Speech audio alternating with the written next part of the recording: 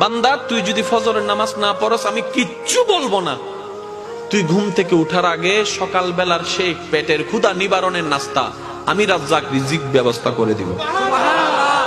আমি আমার যা দায়িত্ব সব পালন করব। তুই নামাজ পড়লেও করব, না পড়লেও করব।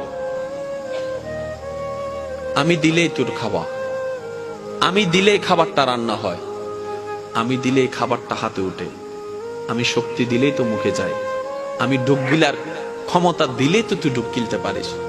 ওই খাবারটা পেটে গিয়ে আমি আল্লাহ হজম করাইলে তো হজম হয়, না হয়তো বদ হজম হয়ে সারা দিনের কান্না হয়ে যায়। আমি আল্লাহ স্রষ্টা হিসেবে যা করার সব করব। তবে আমি তোকে নতুন করে বলবো না নামাজ পড়, আমি তোকে বলবো না সুদ খাইস না, আমি তোকে বলবো না বউ পিটিস না, আমি তোকে বলবো না যৌতুকের জন্য অত্যাচার করিস না, আমি তোকে কিচ্ছুই বলবো না ওর জায়গা দখল করিস না, আমি তোকে কিচ্ছু বলবো না। তুই যখন আমার চোখের সামনে অন্য জায়গা দখল করে তুই যখন দেওয়াল তুলবি আমি তখনও দেখে কিচ্ছু বলবো না। তুই বিয়ের আগে অবৈধ সম্পর্ক কর, আমি দেখবো, তারপর কিচ্ছু বলবো না। তবে তুই যদি বুদ্ধিমান হস, ভুল করলো তোর জন্য একটা সুযোগ দিচ্ছি। আল্লাহ কি সুযোগ? তওবা করে আস্তে করে আমার কাছে মাপসি আমার দলে আমার কাছে ফিরে চলে আয়। এতটুক সুযোগ আমি তোকে দিচ্ছি। আল্লাহ কতদিন পর্যন্ত? সেই সময় বলে যে মৃত্যুর আগ পর্যন্ত।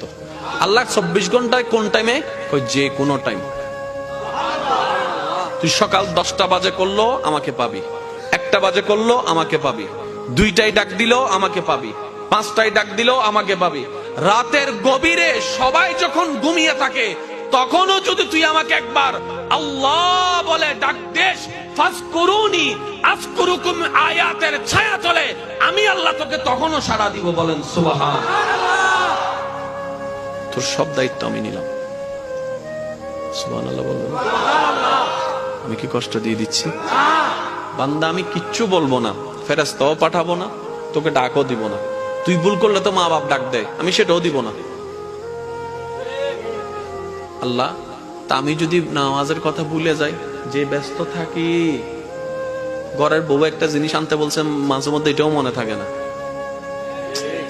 কথা বলেন না রে ভাই। মাঝে মধ্যে ঘর থেকে যে একটা ওষুধ আনতে বলে কাজের ব্যস্ততার চাপে ওই ওষুধের নামটাও মনে থাকে না, ফেলে চলে আসি ঘরে, পরে গিয়ে আবার আফসোস করতে হয়।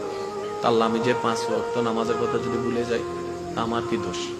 রব বলে যাচ্ছে যা, নামাজের টাইম যেহেতু তুই সবসময় মনে রাখতে পারবি না, আমি নবীর মাধ্যমে মুয়াজ্জিনকে একটা দায়িত্ব দিয়ে দিলাম, 5 ওয়াক্তে 5 বার আজান দিয়ে তোকে স্মরণ করে দিব। ঠেকা তোদের, কিন্তু স্মরণ করাই দিচ্ছি আমি আল্লাহ। এবার আল্লাহ তাআলা মুয়াজ্জিনকে বলে, মুয়াজ্জিন আমার বান্দা তুই ডাকলে জীবনও আসবে না। বুঝতে হবে একটু কথা। আমার বান্দাটারে তুই যদি ডাকস জীবন আসবে না। ডাইরেক্ট খবর দে তোর বদিন সর না আর ডাহত দে গিলে।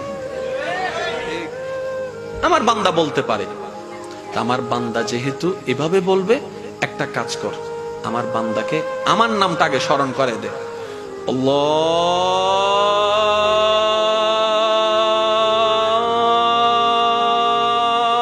আল্লাহু আকবার, আল্লাহু আকবার। আমার বান্দার আমার নাম স্মরণ করে দে। সুবহানাল্লাহ বলেন। আমার বান্দা যখন তোর মুখে শুনবে আমি রবের নামটা, তখন সে তার অন্তর কেঁপে উঠবে। যার জমিনে থাকি তার পক্ষ থেকে ডাক এসেছে, সুবহানাল্লাহ। যার হুকুমে এসেছি উনার পক্ষ থেকে ডাক এসেছে। যার পক্ষ থেকে রিজিক আসে উনার পক্ষ থেকে ডাক এসেছে। যার হুকুমে আমার নিঃশ্বাস নেওয়া এবং ফেলা হয় ওই রবের দরবার থেকে ডাক এসেছে। বলেন না সুবহানাল্লাহ। কত সুন্দর সিস্টেম ইসলাম, কত গোছানো।